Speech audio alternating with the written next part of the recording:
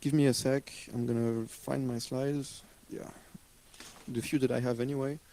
So this set of slides is a rip-off of what I did for Package Source Con like a year ago, but I have a bit more than this to show, and I've been making progress anyway. So this is about DeforaOS on the desktop on NetBSD, as many other systems where it actually works. As I'm gonna illustrate. So this is the environment that I am using right now for not every application, but like the system itself, as you may have seen. I can show you again. So I have a panel here, which is which comes from Defora. I'm using Window Maker because it works with just about any window manager anyway. And I'm gonna show to you what else it features. So this talk is going to be composed of an introduction, some slides, the demo effect, and then I will tell you where to complain if you didn't like it. All right, so I'm freelance. I just gave a talk about HBSD. I'm a NetBSD developer too since last year, and I started the DeforaOS project in 2001, so it's going to be like 13 years. Wow. But it wasn't looking the way it is now at the time. The project in its current shape is about 10 years old. So it's been a long time. It's been a lot of work. It's open source since the beginning. So the beginning was sometime in 2005-04. It was born from my frustration with existing software. The main thing that really pissed me off at the time was I was studying in a school in France, in Paris. I had a workstation at home and my laptop. I was going to school with my laptop. I was reading news. I was coding, whatever, and then I was going back home. I wanted to use my desktop because my wrists were hurting from coding too much, and my neck was hurting from not standing properly on my laptop and so on. So I wanted to use my desktop system, except I couldn't because it was very cumbersome to synchronize all of my news files, my source code, everything from the two machines. And as I just mentioned, when you're using CVS or some tools like that, you never have all of your local changes inside the tree, or not always everything. So you cannot easily just push to a central repository and then pull again. And more importantly, it's not transparent. So the initial goal of this project is to make all of this transparent. And I have it working as a prototype to some extent. So really it's about ubiquitous computing and seamless networking. So you just have your device, you have a pool of devices, and you have all of your data that's shared across, and potentially your applications can even migrate from one device to the other. But anyway, this is not exactly what I'm going to show right now. So the system as a whole is therefore made of 3 different parts. There is the distributed framework, which I just mentioned, which is here in the second item. I have a self-hosted capability to some extent. The system does not have a kernel right now, so I'm using whichever kernel I find, like Linux or BSD or whichever. The system has a libc, and this part is more about keeping the work that I've been doing at school in place. And then it's an operating system because I'm trying slowly to write every component of the system, but it's not the final goal either. It doesn't have to be a complete system. It's just organized the way that the full operating system would be. So I have, however, a beginning of an assembly and compilation framework inside this part. And to what matters to us today, more importantly, there is a desktop environment. So as I mentioned, I was frustrated with software, the existing software at the time, and still today somehow. So instead of complaining, I just make my own. And then I bend it to my own needs, and well, eventually I wrote almost a complete desktop environment based on GTK, and it works on BSD, on Linux, on Mac OS X to some extent, and maybe some other platforms even. So this is all work in progress, and I'm gonna let you know right now how it looks in package source, for instance, because the system is in package source. There's a number of packages which come from DeforaOS in there, which I'm maintaining myself at the moment. In FreeBSD, I'm really lucky somebody is doing it for me, Olivier. Thanks, Olivier. Hi.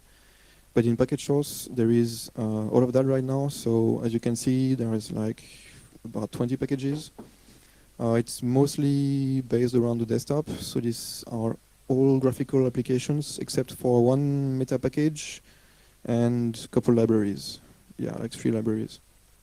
All right, so now in no particular order. Okay, so there is more coming. I want to import all of these, but I'm going to speak about them at some point. So yeah, so what works? The desktop environment has a Mate package. It includes almost everything in this package. A lot of the functionality you would expect on a regular desktop is already there in a shape or another.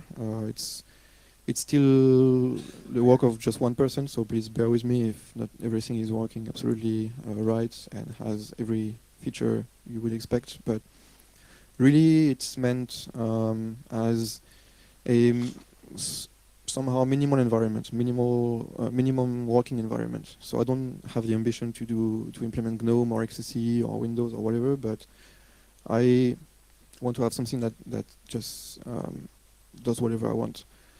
And eventually, it let me gain a lot of flexibility, and I can use the system in many different contexts. I'm going to illustrate that also through the embedded development simulator. So, as you may have heard, I've been presenting this system on a tablet device last year, and I'm also trying to get it to run on a smartphone.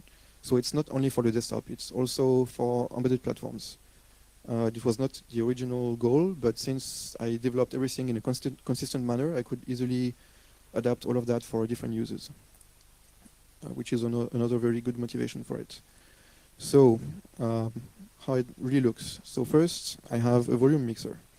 It looks like this, and I can even show it live, which is probably much more interesting. And it's a first illustration of the flexibility that I have, like just making this evolve the way that I want.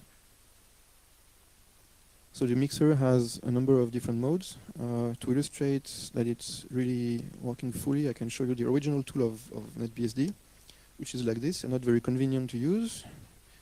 So instead, I have this one, and it runs in different modes. So the default one is tabbed. So you have exactly the same commands. So in the outputs tab, you have master, master2, taxel, and so on, except you can really like modify it the way you want, easily, conveniently. Then you have the inputs, record stuff, and so on. And interestingly enough, you can run it in different modes, like here where it's just a horizontal layout. So if you have a really wide screen and you want all controls like a sound engineer console, whatever, you just do this. If you want the same, but with a vertical layout, you do this, select everything, and then you have your your console again. And so you can really easily change that, influence it. And if you want to run it embedded inside a panel or whatever, you can just do this and say you want to embed it in the panel, and here it is. It's in a pop-up over here. So the screen is a bit small right now, so this is not working fully properly, but you get the idea. So it's easy for me to do all of that, to combine applications together, because I wrote everything, so I know how everything works, and I can easily have a consistent style and have everything integrated. So that was for the mixer. As you have seen a few minutes ago, there is a video camera. So this is not the best picture of myself I could have taken, but maybe I can try something else. So this is the camera again, with a live feed of myself, and this is like a live feed of the ceiling. Not very interesting. But as you can see, I have some overlay capability, and it can also scale up. And really, it's meant as a photo application for cameras or as a webcam. So I could take shots.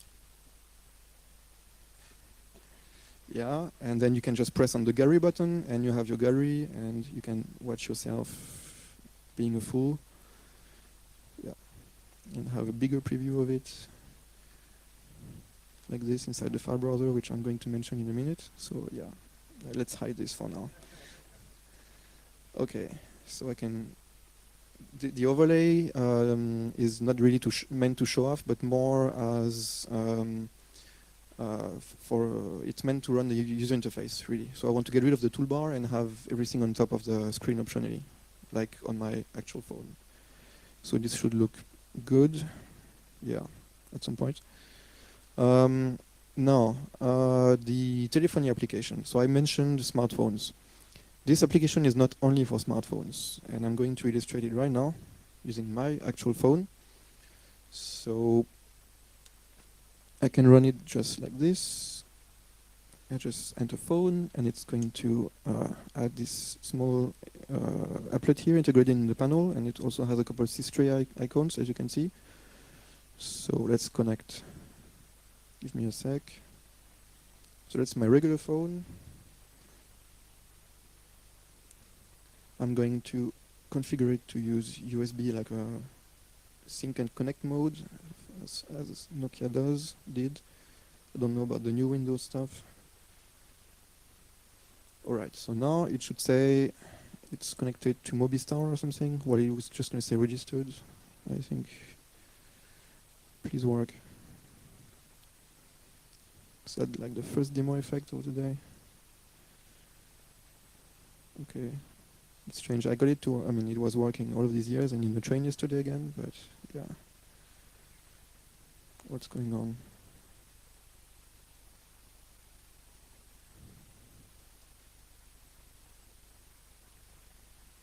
So you have the device. Why is this in mass storage mode? Okay. No, I have the device here. This one is the one which should work. Okay, it's dead.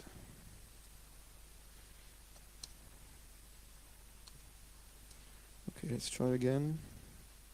Or maybe it's command line here. So really what your phone exposes when you connect it to the system is a line like this, and you can, yeah, this should be right. You can connect to it with CU, and then you just say 80, whatever, 80E. So the issue is with my phone, actually. So, okay, so let's just reboot it, and I'm going to illustrate it just in a few minutes instead. Okay. So I'll get back to the telephony application a bit later. You just remind me if I don't. Next, the panel. I already mentioned it a bit. So as you can see, on each side of the screen here, I have a panel with some applets, a Wi-Fi browser, some information about the system, like the CPU frequency and so on, an embedding area, desktop notifications, a clock, the task list at the bottom, a desktop icon to go back to the desktop, and again, and I can switch desktops, blah, blah, blah, everything that you might expect. To be more complete, it has a number of applets available, which are listed here. So this is the stuff that I implemented already. It can follow the status of your Bluetooth device. It should show up now. Here, I have Bluetooth enabled. I can press again F5, it's going to go away. So it's quite integrated with the system. It works on more than just NetBSD. And as you can see, it has a few plugins available, and it should be fairly easy to make more if you know C. All right, this is for the panel for now. This is the previous talk. On my slides. Sorry. Yeah. Yeah, I have some. I'm trying to be compliant with XDG every time I can. I have a virtual keyboard which I could show also right now. No, it's not here. Okay, I cannot show it. Where are my slides? Here. So yeah, I'm gonna show the keyboard in a minute. I have a help viewer which is based on an HTML widget. Interestingly enough, I have improved it a bit since last time, and over here I should have a shell somewhere. Yeah.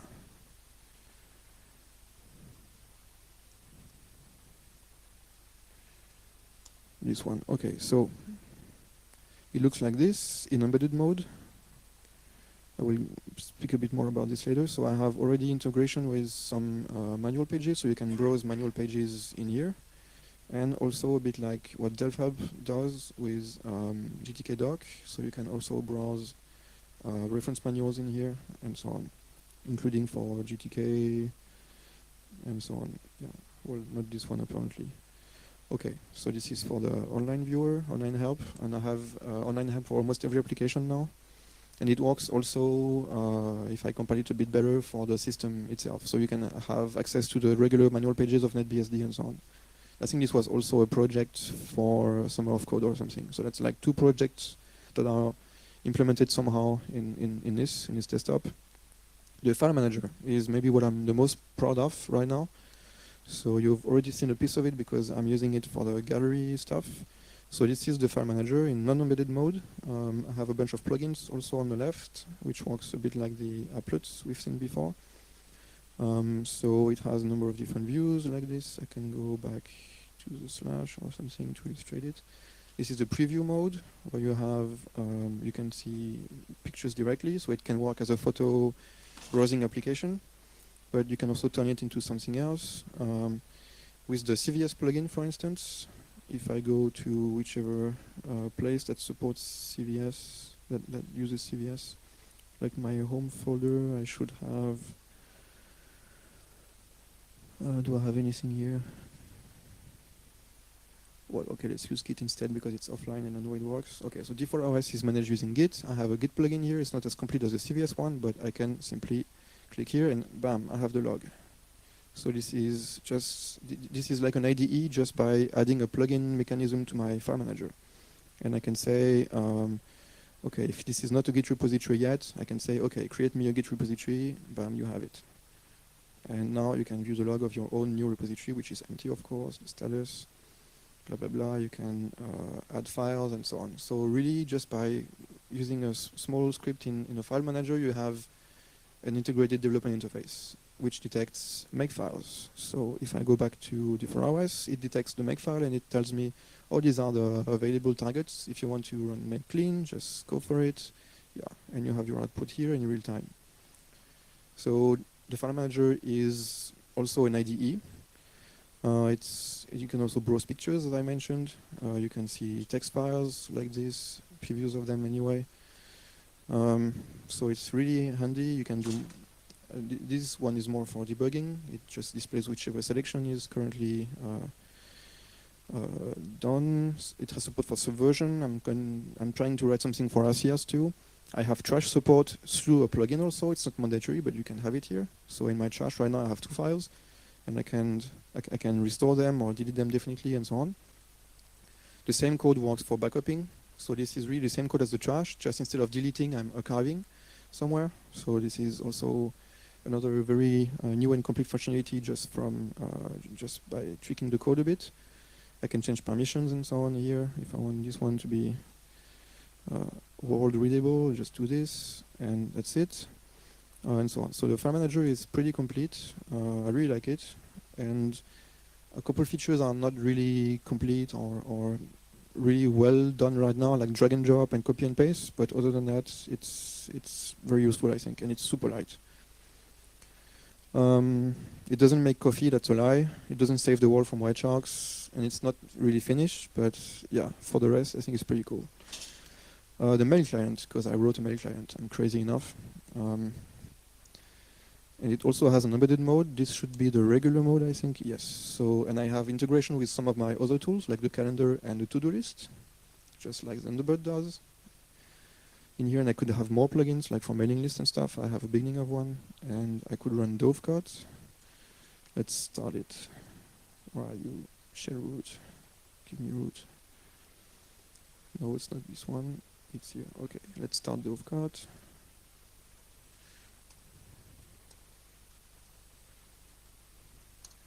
And now it should connect. I can go offline and online again. It should be faster. If it works, I hope it does. Or maybe I have an issue with my password. Okay, anyway, okay. Maybe I cannot demonstrate MF4 right now without changing the configuration, because I found a bug and this is how I was trying to fix it. But yeah, this is Mbox support. So this is my local inbox right now. And I can show that it supports more than that. It has full preferences. You can choose the font you want to use. It has some more plugins if you need. and you can create a new account like this. Your name, my name is not A either, but that's fine. Put your username here, password, the host name, and it's going to connect. It supports Gmail, of course. Damn it. 3 IMAP, and yeah, it's here, and you have it. Yeah, so there is a mail client. It's not fully usable, but it can send email, and if you use the compositing tool to CC yourself, it also, you can then move the message to the send folder, and then you have the send feature like this. And as you can see, there is also another interesting feature. You can do add field, and you can put any header you want conveniently, and it's going to use it. So this is also pretty convenient for pen testing, for instance. So you can also attach files and so on. Okay, it doesn't fully work, let's say. Sorry. So yeah, this is already quite something. It uses SendMail right now to send email, but I want to extend it to SMTP and other ways. Anyway, back to the slides. The PIM applications. So I showed briefly the to-do list and calendar inside the mail client. So they work standalone, and they also work embedded. So I can run just to-do, and I'm going to have my tasks here. And what is my mail client? Do I still have it? Yes. So I can show the to-do list here, and I think if I add a task, I FOSDEM, it should show it also here. Maybe not. No. Whatever. I can run it again, and it's going to do it. But it should really just refresh. Yeah, it's here. The calendaring application is right now not really complete. Doesn't do much, so it's useless. I don't have to show it. The web browser, I wrote a very simple web browser based on not only but WebKit. I can illustrate it again. I think I still have it here somewhere. Yes, it's this one. So as you can see, it can do SSL. It detects if your connection is trusted or not. I don't have the GitHub certificate in my trusted list, but for this it does. Saying this, yeah. So it can connect to proxies. It does multi-tab, multiple windows. It doesn't save the session right now, but it can print, and so on. And it also features a couple more HTML rendering engines that one of them that I wrote, and it supports Mozilla and GTK HTML1, no 2, GTK HTML2. So that's another handy tool, and that's that's where the online help browser comes from, here in normal mode. So yeah, can open this directly. I'm cheating a bit with the terminal emulator because really I'm embedding Xterm using the Xembed protocol. No, not Xterm, I want terminal. I'm trying to use meaningful names for everything, so that's why it's called all to do, terminal, mailer, and so on. Because I'm sick of having to remember however fancy name somebody used for another web browser or something. So mine is just called Surfer for surfing. So yeah, here I'm just embedding Xterm inside some tabs. I can run a new window and so on. So it doesn't do much, but if you want to have a full GTK user experience for consistency and so on, you can have it. It's there. Close, yeah. And it asks you nicely if you want to close multiple tabs. Yes. Okay, so the media player, I can play videos. I have a nice video of my 900 phone booting X. I can show it right now again. Should already be started somewhere. This one, yes. So I have a smartphone here which is running NetBSD, the Nokia 900. And this is a video of it booting. So using my media player, which is really embedding Employer right now, I can show it booting a bit faster than it really does. And there it is. You have NetBSD running X on this phone. Okay, so speaking of which, speaking of embedded development, I have also a simulator. So I can simulate other desktop interfaces and screens, which is very helpful because, as I mentioned, I want to target not only desktop systems but also embedded platforms. So I mentioned my file browser, which is on IDE, but I have originally intended to have a separate IDE, which is called Coder. And I want to demonstrate it now. So Coder really doesn't do much. It's really helpless, but it has a couple launchers. One of them is for the simulator environment. So it has a number of profiles, and I can choose to emulate, say, the Nokia 900. So it's going to use a screen resolution of 267 dpi, 800 wide resolution, and 480 high, like the original device. Then it creates a window of exactly this size. It's here with a black background, so I'm just going to run Defora on it. I'm going to run the desktop. Here it is. I'm going to run a panel applet, the same one that I have.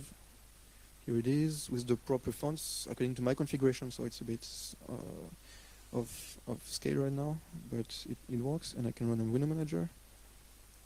And here you have your environment for working on embedded situations. And speaking of which, I'm going to run a terminal, full screen mode, and I'm going to use the embedded environment that I just built instead of the regular ones. So the regular applications look like classic applications. They have a toolbar, they have a menu, they have all of that. But in embedded mode, I'm running the same code, except I got rid of the menu bar, and sometimes I change the interface a bit. But other than that, it's the original code unmodified. So you have the same experience, the same functionality on your embedded device as you have on your desktop, which is very important to me because I find it frustrating otherwise. So here is the file browser with just like the toolbar, which can be made figure-friendly by just changing the size of the icons with your GTK preferences. And so for the rest, you can also have the detail view. You can right-click if you need, even if with the finger, there are ways for that to add support. This is all GTK2 based, by the way, but it also works, almost everything works with GTK3 instead. There are a few perks I have to fix.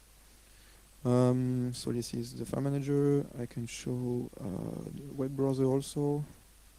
In embedded mode, it has also just a toolbar. It has a simpler interface, no more thing at the bottom. Here it's in full screen. I can also do that. It's really in full screen, and so on.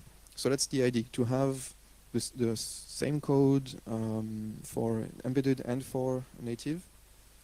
And nowadays it makes complete sense because these ARM processors are very efficient, and when I'm running my applications on them, they run flawlessly. Like, it's not a problem to have the same, since they're not in Java or anything like that. So yeah, that's for the embedded part and the simulator. Yeah, so it's pretty convenient to use now. As you can see, you can add your own profiles to emulate whichever interface you want. I think it's pretty cool. It's inspired from the Zoo project XOO, which is doing the same except with a with a skin around the interface, which looks a bit nicer, but it doesn't support changing the screen resolution. I mean the resolution in terms of dots per inch. And this is very important for me. If you really want to work accurately with fonts and icon sizes and so on, you need to have DPI exactly as it is on the device. So that's for the simulator part. The development environment also have a SQL console. So I wrote a few months ago a generic database abstraction library. And this SQL console is a graphical interface on top of it. So if I have enough time, yeah, I can launch it as well. I should have the IDE somewhere.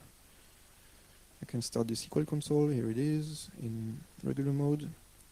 And I can tell it to connect to my local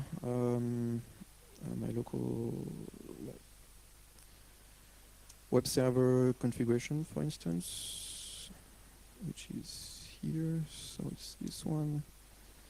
And the section I want is PDO for the PDO driver, connect, and then I can do select all from my, I don't know which table I could drop. This one should be fine. You're going to see my hashes, but they are couldn't place anyway. Oh no, I use SHA-1. Cool. So yeah, this is a SQL user interface. and it supports SQLite 2 and 3 and Postgres. And it's reasonably simple to add some more. And yeah, you can dump the output, I think export and so on. Yeah, so it's also part of the desktop. I did that because I needed it, and you can also, of course, integrate it in some other applications and so on. So yeah, I can do SQL with a console like that, just like I would be doing it on Windows.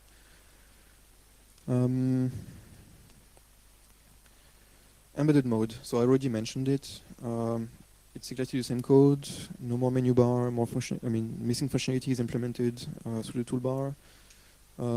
So to enable it, it's just a compile time flag. You add -d embedded uppercase to the compilation at compile time, and then it's going to build embedded mode for each application that supports it. And in package source, there is an option for this, which is called just embedded. So if you just enable that in your mk.conf, it's going to build the embedded versions of the packages instead. This is all meant to be used on touchscreens, and therefore also on smartphone and so on. Speaking of which, I could demonstrate, before speaking about this, the telephony application, because I'm also pretty proud about it. So connecting again to my phone.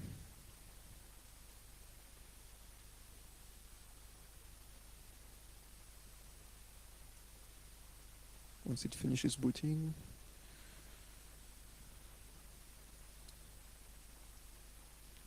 Please connect. Yes. Okay. So here it says that I'm roaming because I'm not in my home country. Sorry for the Belgians. It's a nice country you have, but it's not.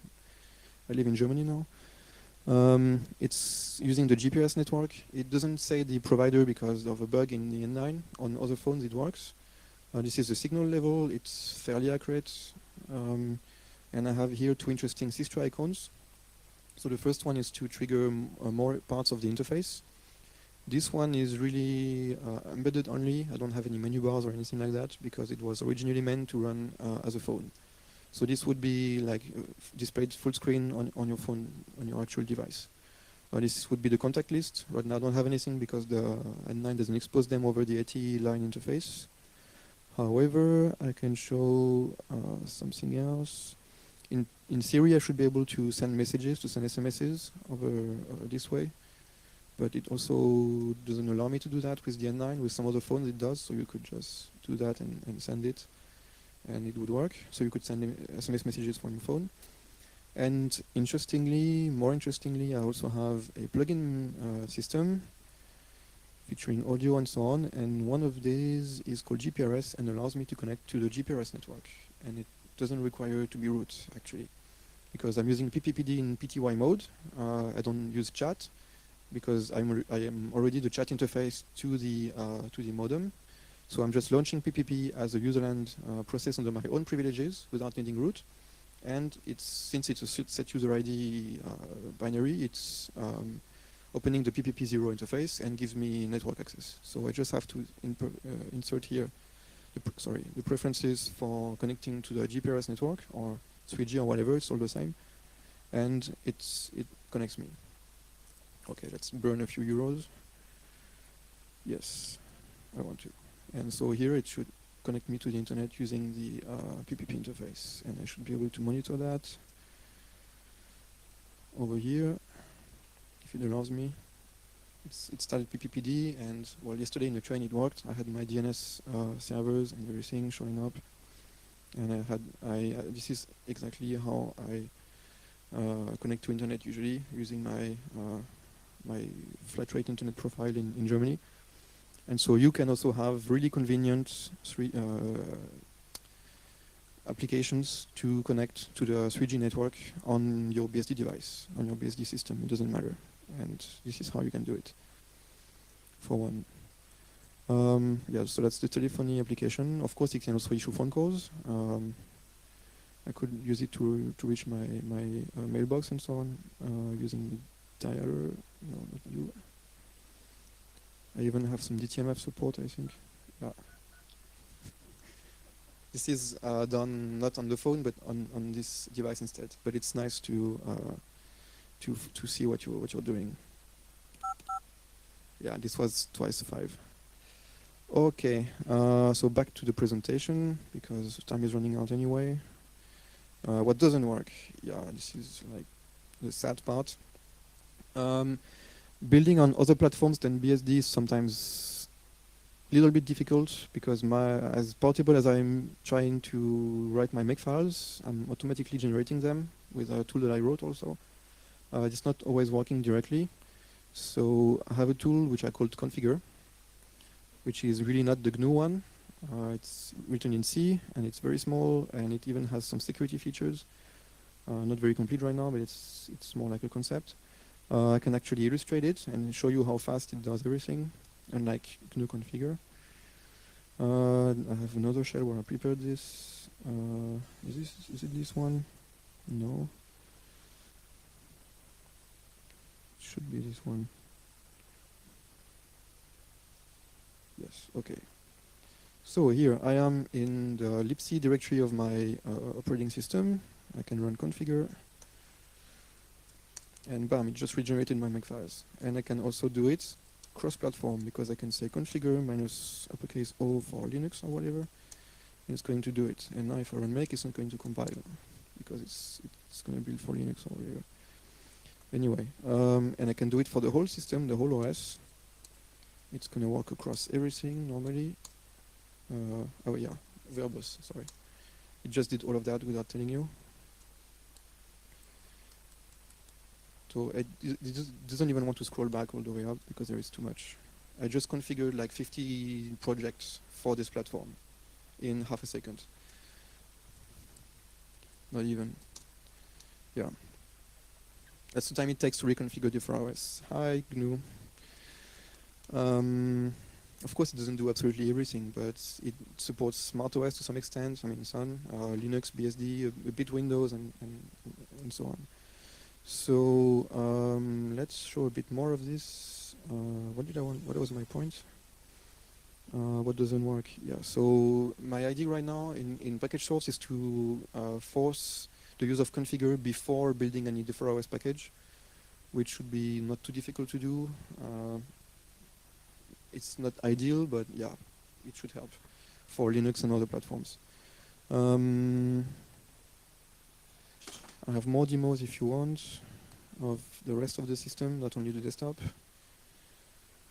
Yeah, the window manager is maybe the one missing thing inside the desktop environment right now. I wrote one which is meant to run on embedded devices, which puts every application full screen all the time, but it's not really functional yet. I need help for this. Or I'm going to rip off MetaCity or something. So this is a picture of my cat. I thought I had to do this. Okay. If you, to be honest, to be fair, it's not really a cat in the sense of the animal. It's more like my cat binary. It's because I wrote a disassembly framework, and it has a graphical interface, of course, since I'm crazy like this. And so you can disassemble F binaries like that. It's also part of the desktop, and you can scroll to whatever code. Whatever section you want. Here you have the regular cat from NetBSD or HBSD actually. Where's the text section? Well, whatever, you get the idea. You have to full disassembly here. It's not absolutely accurate every time, but yeah, I support a few different architectures.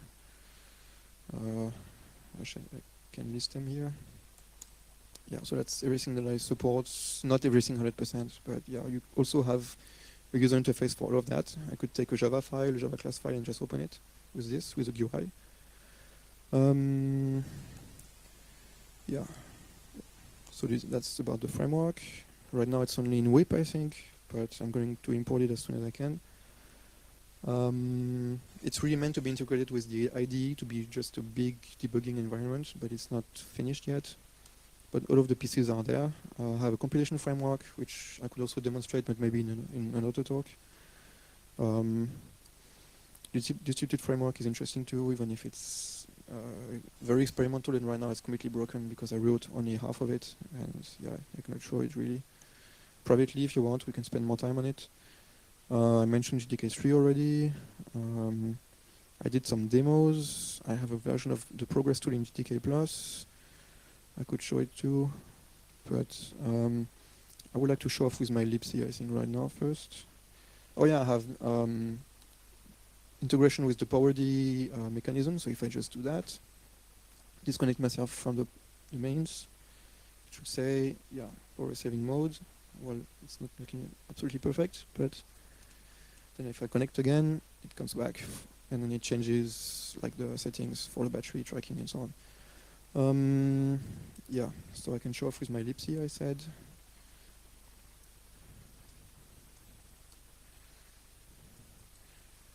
So the libc was just born from a studying project, and I thought I would learn a lot more by actually having a working libc and not just printf, and so it works now. I have a libc which supports a number of different kernels with a number of different architectures. So on Mac OS X 64-bit Intel, FreeBSD Intel 3264, Linux 3 architectures again 4, NetBSD a few more, OpenBSD also a couple, and Solaris. At some point I had a Sun machine, not anymore, so this is probably not working anymore.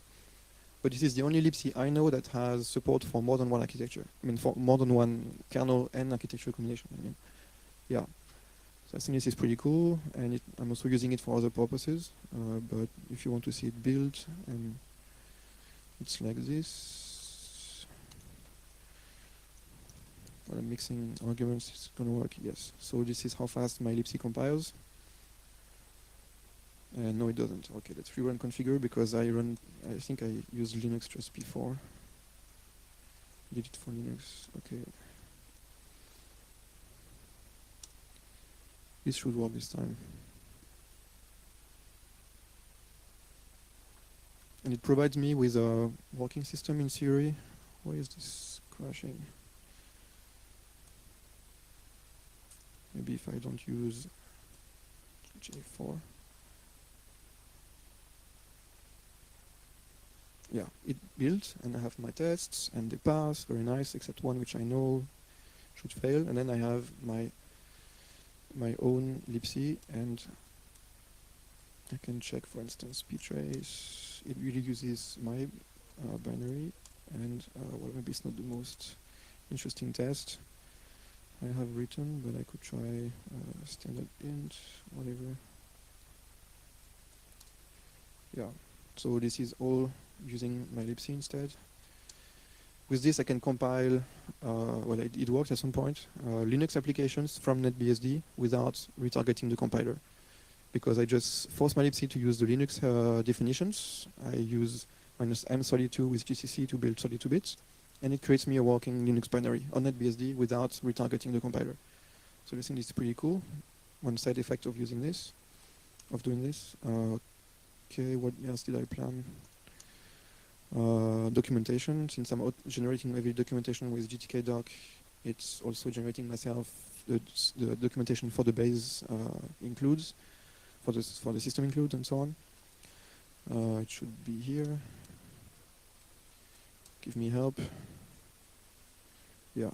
So this is generated. I think that's pretty handy. What else did I want to show? Yeah, the system. So I mentioned that I have a self-hosted part, and do I have QEMU somewhere? Yes. So here I have just booted Defora as built with the set of scripts that I provide, which look like this. I would run it now for you, but I don't have much time anymore. So you just run build.sh in the DeforaOS main folder, and you put these parameters, and it creates a working NetBSD image. Well, partly working because I have to input this manually right now.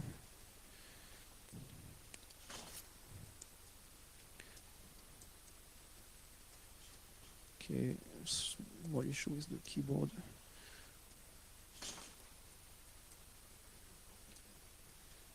Damn it. Okay, this is not going to work.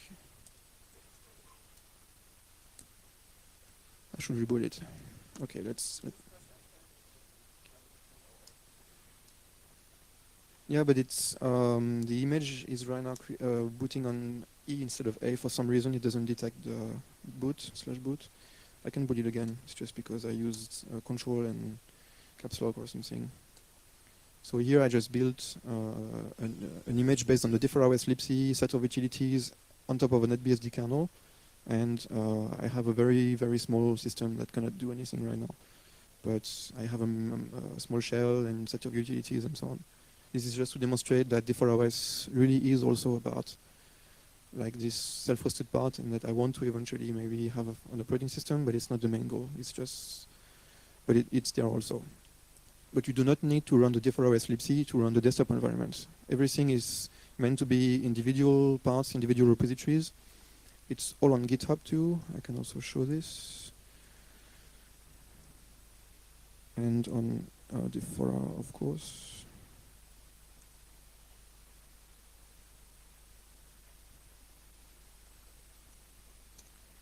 So I have about 52 repositories online, all maintained by me or